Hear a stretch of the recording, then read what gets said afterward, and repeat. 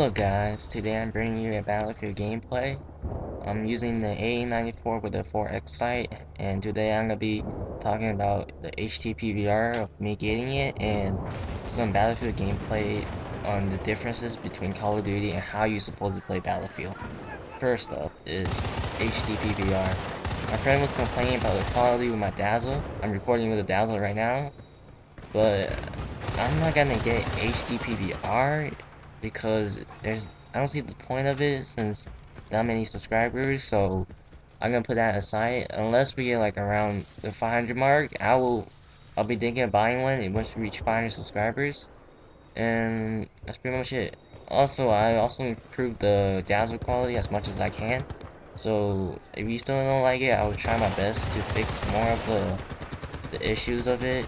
Like some issues I had was the interlacing when you see the little lines flying, like coming across the screen when I turn, or when when I fire the gun. So on the side, let's talk about the gameplay. Today, I'm gonna talk about how you're supposed to play Battlefield. One of my friends said that he doesn't like Battlefield mainly because he's a Call of Duty player. My greatest tip is that you don't play Battlefield with the Call of Duty experience you have. You can't run around with a gun and expect you to be a show off.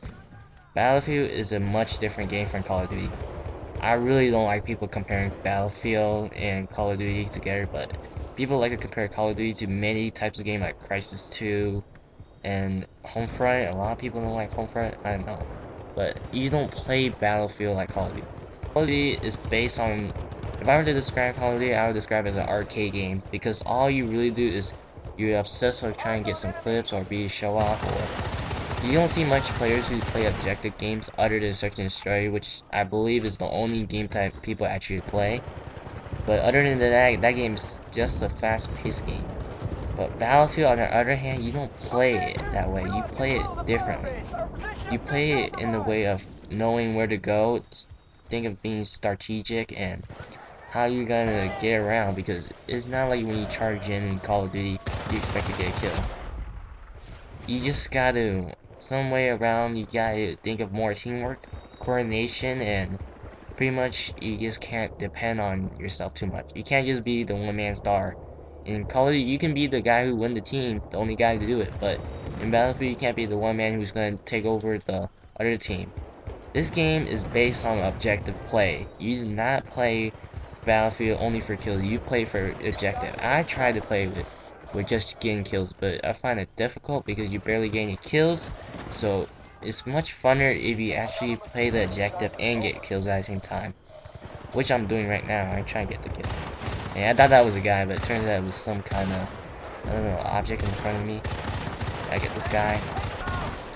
Now, if you're gonna play this game in Call of Duty style, you like the first time playing this game, I suggest you play Rush first.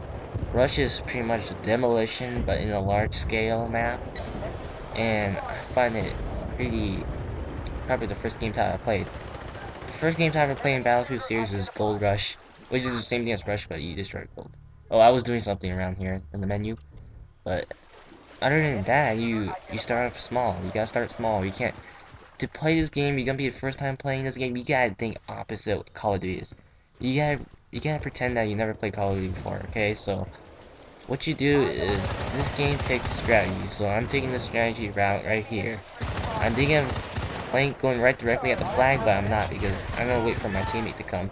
Apparently, the tank is coming and respawn trapping right now, so you have C or B, so I'm not taking the flag.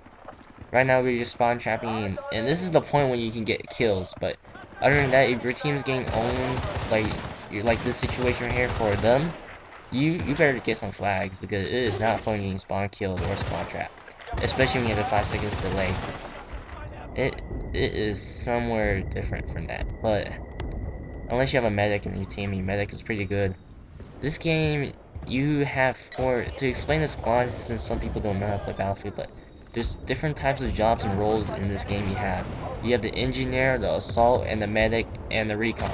The recon base is to set up a spawn point, kind of like a spawn point, so you can spawn them, and they will spot enemies, and it will give you the directional coordination of different types of enemies coming from your side or your left.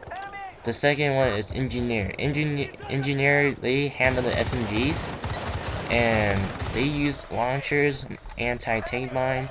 They take out the vehicles. They repair vehicles, then take out. They usually the people who use the vehicles. Assault man is probably the most. I guess I don't. In my opinion, I don't think it's a supportive class, but he's doing the ammo. So they give ammo, and they offered to attack. They're usually the offensive players. And then the last one is the medic, and it turns out from my experience as a medic, the medic racks up the most point. Since you heal, a lot of people need healing, and every second you heal someone, you get a lot of point. So I believe it was like the greatest amount of point I ever got from healing was 1,000, and that was in White Pass. Gold Rush, we were camping. We were spawn trapped at the same time, but we were camping in the corner defending the objective.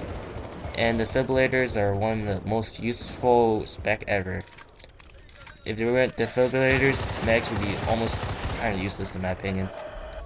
And medic uses the LMGs. Most of their guns are LMGs, light machine guns, and they supposedly stay behind the assault man to give revive, or stay behind like recons. They revive people, try to keep people alive.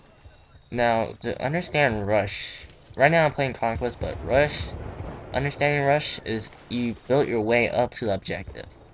In Conquest, it is pretty much a large-scale domination, you can see right here, but in my opinion, it's better than domination because domination you have to be directly on the flag. In this game, you can be somewhere near the area in the perspective of your way. You can be near the area. It is easier to rush into a flag or objective with vehicles. I always find it's really easy. And in each flag, every time you capture a flag, you can spawn a flag. Like here, right here, we capture A, so I spawn a crash site A, and you can see how we spawn trap. But if you see the map, it says RU. If you can read it from my quality, but that is the Russian side, and the blue one is the US. And you see how there's numbers under it? Those are tokens.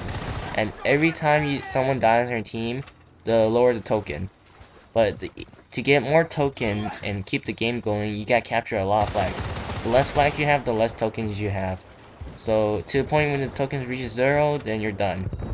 And I think I covered most of it. So I guess I'm gonna stop it here and watch the rest. Later, guys.